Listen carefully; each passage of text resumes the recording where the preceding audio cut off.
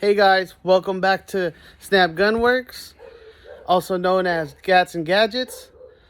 Today I have a little helper. I'd like to introduce himself.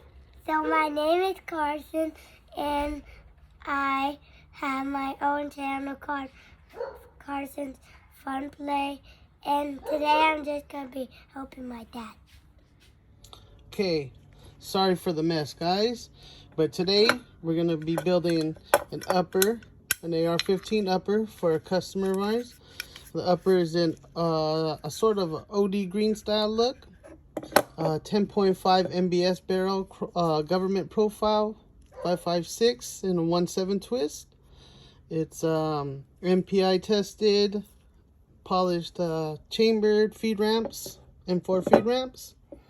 To top it off, we have a BCM M-Lock 10-inch handguard with the customer wanted a suppressor style look upper, but since we are in California, of course, California will not allow us to have that. So closest thing to it is a blast forwarding device, and we're using the Slimline KK forwarding device. It's pretty good, lightweight. When assembling an AR upper, well, actually any AR platform upper, you want to make sure to use Aeroshell 33. What this does is pretty much you put it onto the, let me find the barrel nut to this mess. Oh, there it is.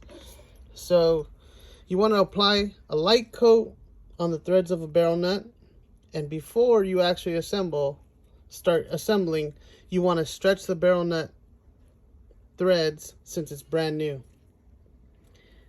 And the reason, again, I recommend this stuff is so you do not seize your barrel to the upper. When building any AR-15 or AR-10 platform upper, I highly recommend using a reaction rod. Geisley makes one. There's a few other aftermarket ones, but yes, use this reaction rod versus using those clamp-on ones that, clamp on to the upper and then you put them in the vise. Those actually tend to have a lot of flex, or they can also damage or, scratch up your Cerakote or anodize on your upper. So I like using this. Another mandatory thing to have when assembling an upper is a torque wrench. You want to really make sure it's torqued down to spec. Not only do you want to torque down spec on a barrel nut, you want to torque down the spec on the end plate and castle nut, well, pretty much castle nut area. So yeah, let's get to it. Again, I apologize for the mess, guys. I'm actually in the process of moving spaces, getting my own work area. So first thing we're gonna do is slide over this upper, charging handle facing outwards. Then get your barrel. Make sure there's this, let's see if we can pick it up. There's this pin on the chamber area which lines in with your upper, right in between here. So you want to make sure that goes into place and seats well right there. So right now we're just stretching the barrel nut, the threads on the barrel nut. So that's how you're going to get it. Then go ahead and earlier I applied some Aeroshell onto the barrel nut, a light thin coat, just to break it in for now. We're gonna go ahead and go through this, tighten it. You want to repeat this process about 3, maybe 4 times. If you'd like 4 times, I personally like doing it 4 times. So what you're gonna do is tighten it, hand tight, And then you're gonna need a wrench.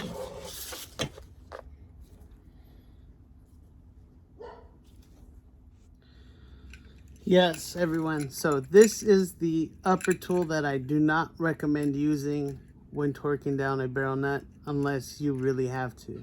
If you can afford spending the few extra dollars, I recommend getting the reaction rod. Works real great. It doesn't necessarily have to be the Geisling one. There's, I'm sure if you YouTube, Google it, there'll be a few other ones, a few other brands that'll work just as good.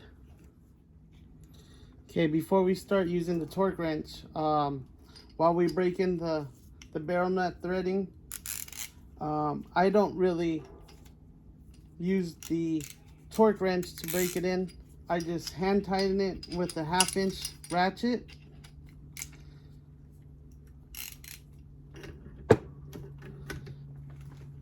Let's go. So just tighten it up as much as you can. Then you're gonna want to break it loose.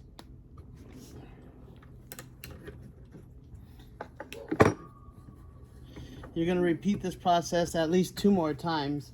I personally do it 4 times. So you can actually see some of the arrow shell onto the upper already. So we'll go ahead and slide this back on and do it about 2 to 3 more times. All right, guys, we're back. Didn't want to bore you guys with stretching the barrel nut, so we repeated that process an additional 3 more times, as you can see. So what we're gonna do is go ahead and pull it back off. What I like to do is put a little bit of arrow shell on the chamber area where it goes into the upper. So just get a light coat.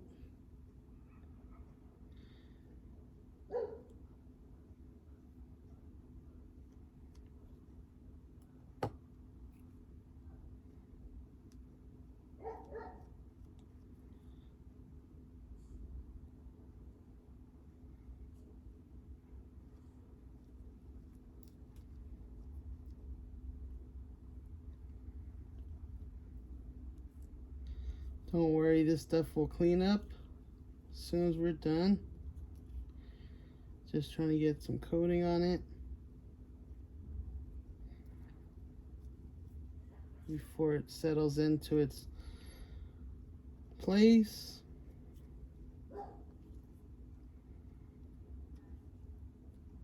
Okay. I don't know if you guys can see that. Well coated. So then we'll take this upper, put it back in,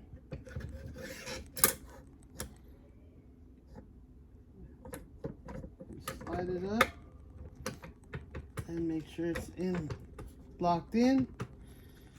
Then we're going to take a little bit more, put some on the threading of the barrel nut.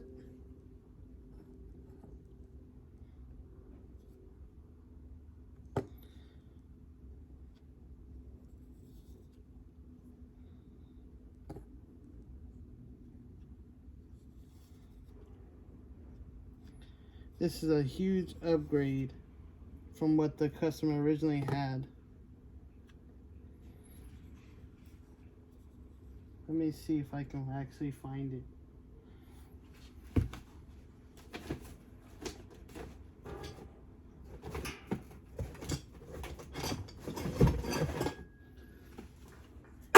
This is what the customer originally had.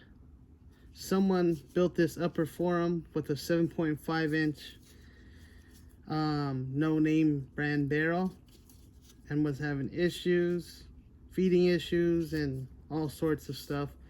Then when I went to go ahead and disassemble everything, which I should have recorded but didn't think about it, everything was literally hand tightened.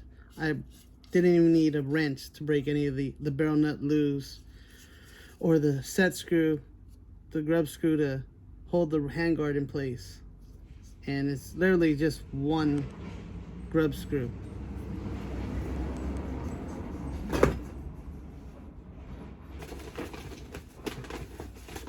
We also installed a Geisley 2-stage SSAE trigger on here for the customer. See if it'll pick it up. There you go. And the Geisley, what is it called? The Geisley wired buffer spring with the H1 buffer. So this upper and lower match. It's similar to it's a nice color. It's just hard to describe it. It's not an OD green, but it's got some type of gray hints into it.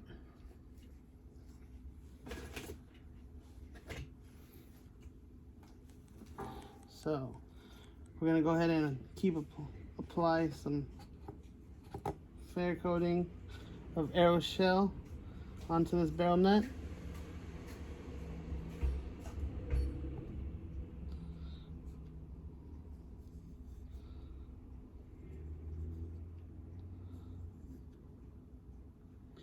And I'll get right back to you as soon as we finish that.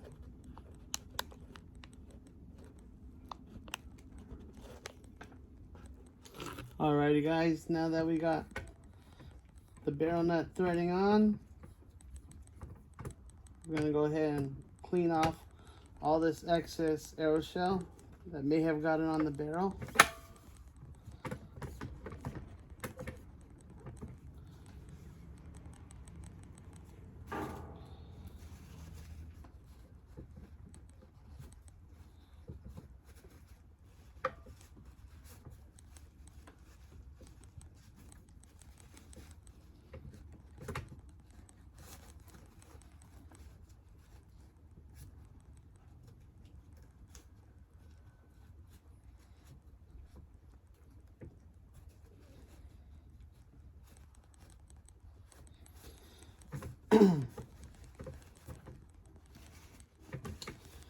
And I decided to go with this NBS barrel. I've ran a lot of their barrels and never had any issues, and they're within one MOA groupings. And what I like most about them is that they're all MPI, MPQ tested.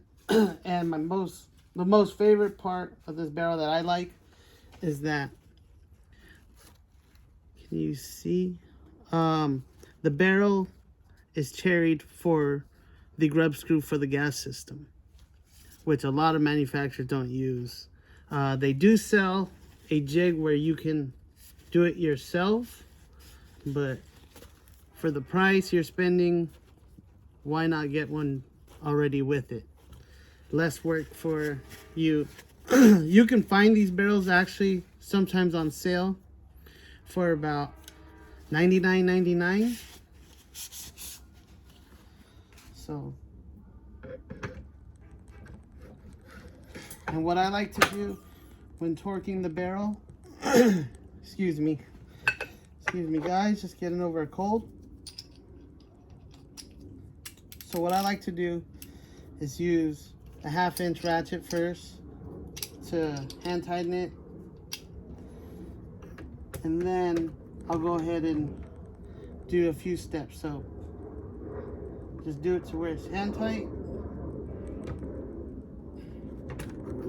Alrighty, then we're gonna switch over to the torque wrench. I like doing my steps, torquing my barrel nuts in sequence steps, so you're not jumping all the way to, 40 pounds. So what I do is start off at 20. So let's make sure we're at 20 pounds. Let's see.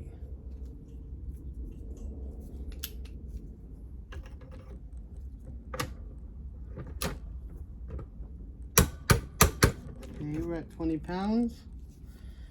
And then we're gonna go ahead and jump it up to 40.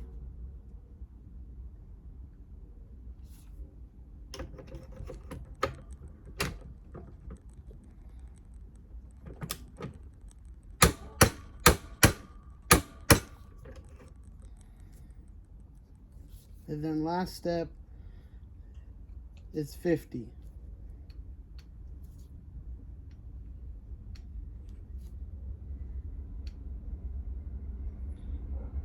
Or actually, you know what? We'll do 60 on this one.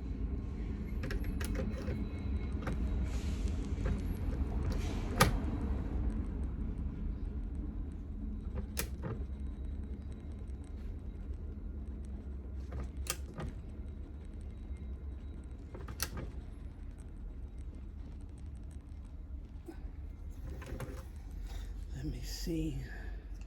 Didn't hear the click on that.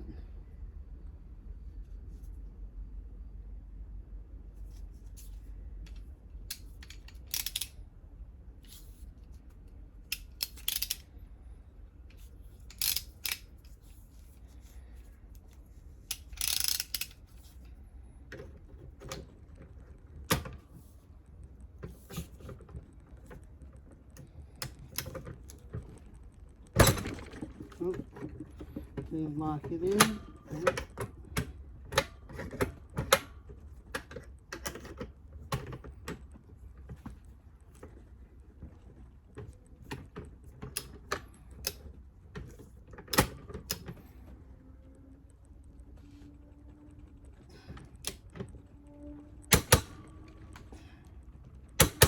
There we go.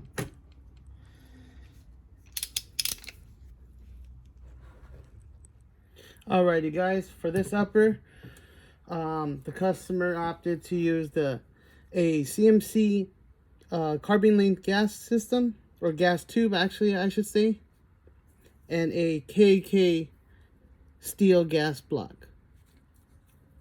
So let's go ahead and get that installed.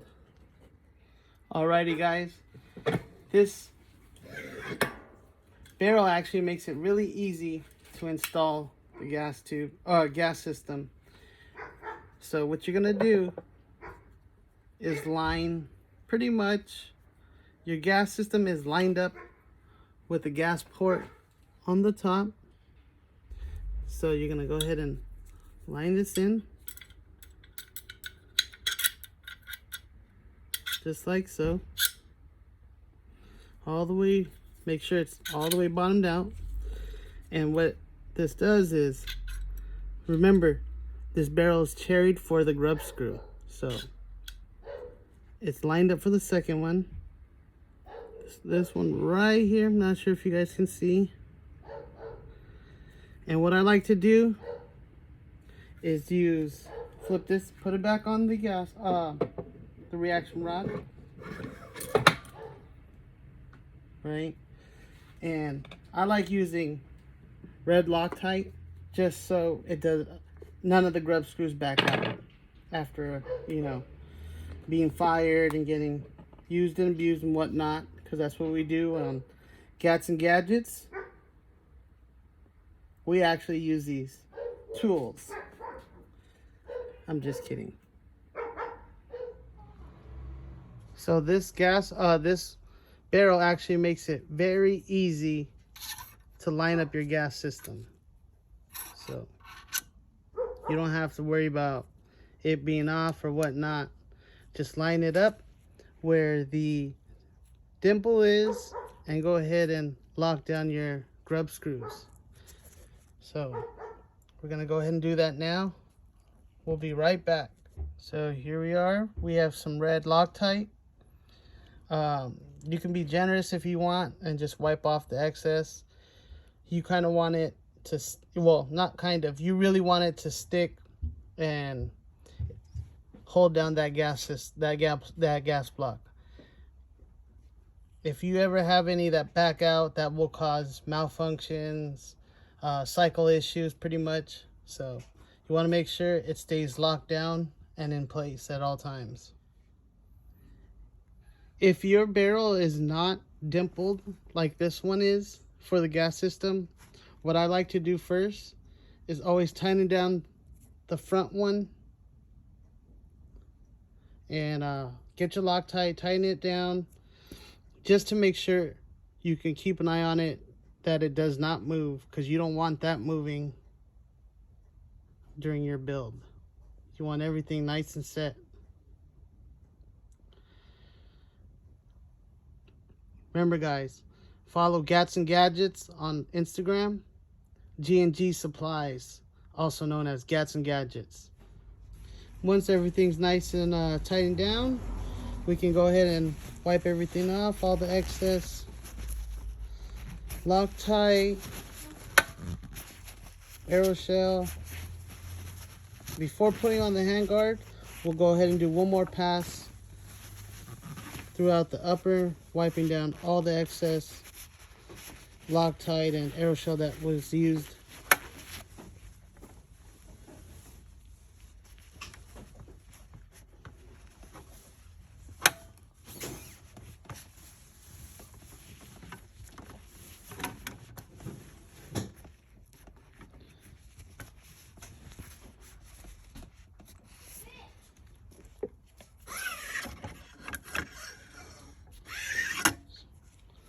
There it is. Nice and centered.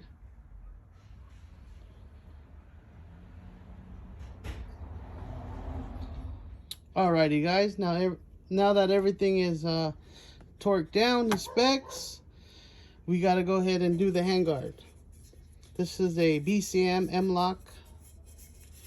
I'm not sure exactly what model he brought over, customer brought over. Let's see if it's on here.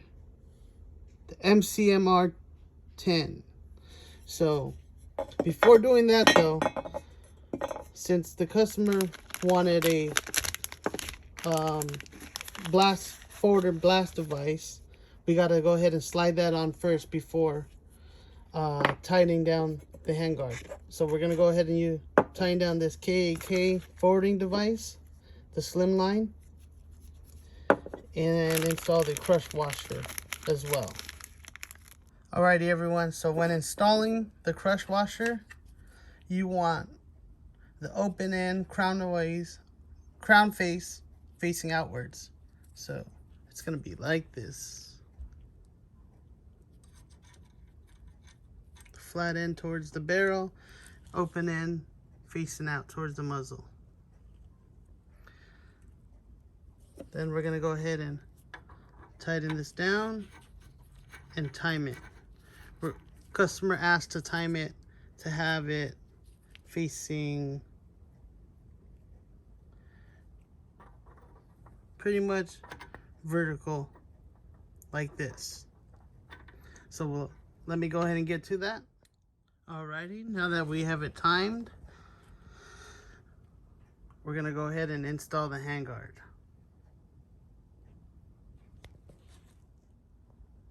What I like to do on a lot of these handguards that are really snug, sliding over the barrel nut, I like to go ahead and put just a little bit of light coat of some type of lube. I normally use gun lube, just a little coat, just to make it a little easier to slide onto the steel barrel nut, and it's not rubbing on each other where it's taking out the anodized or Cerakoting.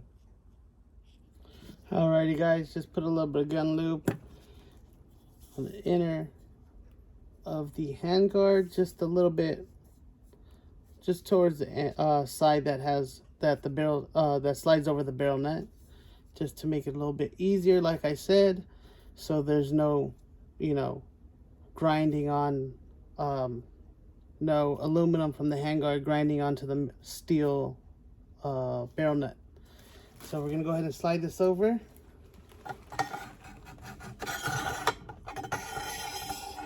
Before fully installing this,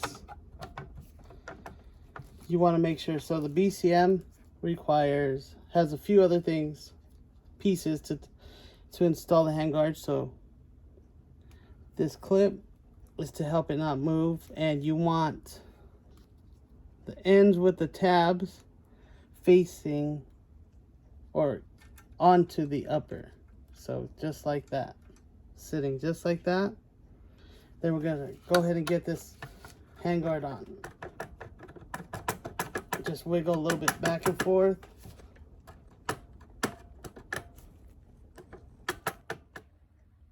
Alrighty guys, so this is what you want it to look like. And these tabs actually prevent the handguard from rotating. If it ever was to come loose, it prevents the handguard from spinning on you. It was a little tight, but we went ahead and used the rubber mallet, good old rubber mallet. So looks pretty sweet to me. Let me go ahead and tighten it up. I'm gonna do a few things for the customer, make it look pretty. So the upper they brought has some rust on the ejection door, and they didn't want to bring or purchase a new one. So we're gonna go ahead and clean it up for them a little bit, get some rust off this, try to make it look, you know, somewhat presentable and almost brand new. So last part of the tighten to finish off this handguard are these little tabs. They replicate, supposed to be like the bolts that hold the handguard, minus this clip. So we'll go ahead and install these, and you want to make sure you use blue Loctite. I mean, so you know, some people use red, some people use blue. It depends if you plan on ever removing the handguard. But for this customer, this actually won't be being removed. The handguard won't be removed. So we're going to go ahead and use some red Loctite for him, as he requested. So let me go ahead and set this up. So what you want is this smaller end. I don't know if you can see it. This end right here up against the handguard. So it's gonna sit like this.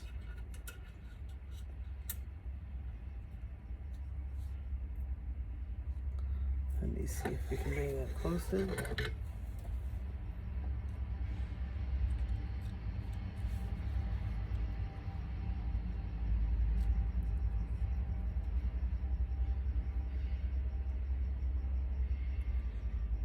And they're actually going to be on both ends. So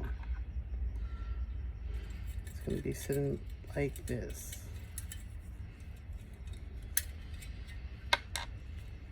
And there are 2 torque screws that will be holding, one on each side.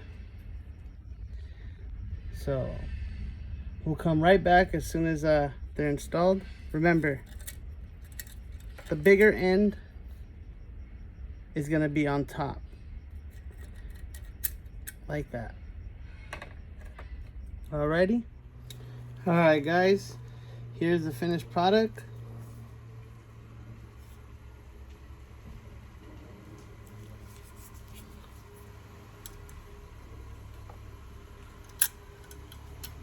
To finish off this build, we went ahead and got a BCM charging handle. Match the BCM handguard. So we'll go ahead and install that, and I'll show you the complete build, and hopefully this customer likes it. Oh wait, before we go ahead and do that, I'll go ahead and show you how to remove and clean up this rust that the customer had on the ejection door, port door. So yeah, give me a few minutes and we'll go ahead and get that cleaned up. Out with the trash, in with the new. So we'll go ahead and get his bolt carrier.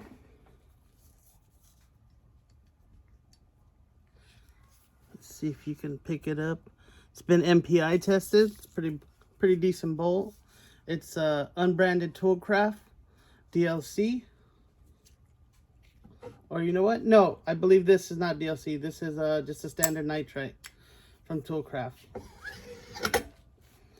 They work really well. I have a few in my builds. So, yeah. We'll go ahead and get to lubing it.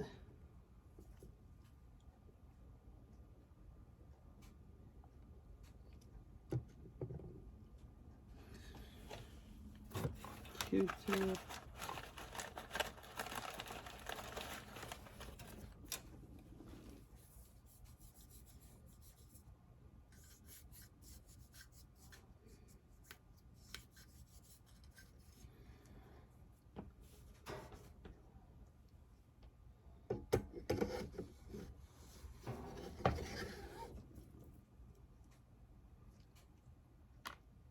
So what you want to do to remove some of this rust that's on this ejection port door is get some Scotch-Brite. Let me see. We have a piece right here. So what I'm going to do is cut just a little piece as needed.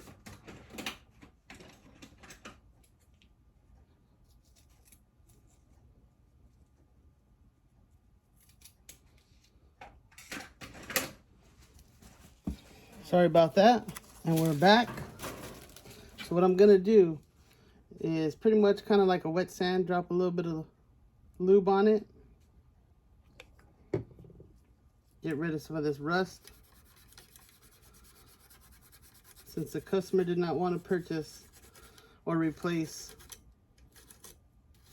this existing one, we're gonna go ahead and clean it up for them so it looks pretty much brand new.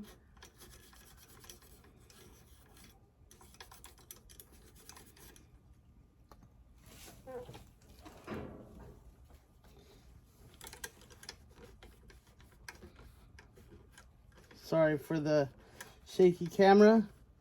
It's sitting on my workbench table, so we'll go ahead and show you. Rust has been removed. And then I'm gonna go ahead and lube it up a little bit, and then we'll show you the final product with the upper completed onto the lower. Alrighty? Alrighty, ladies and gentlemen, we're back. And the full build is complete. Just added the SBH3 for him as well.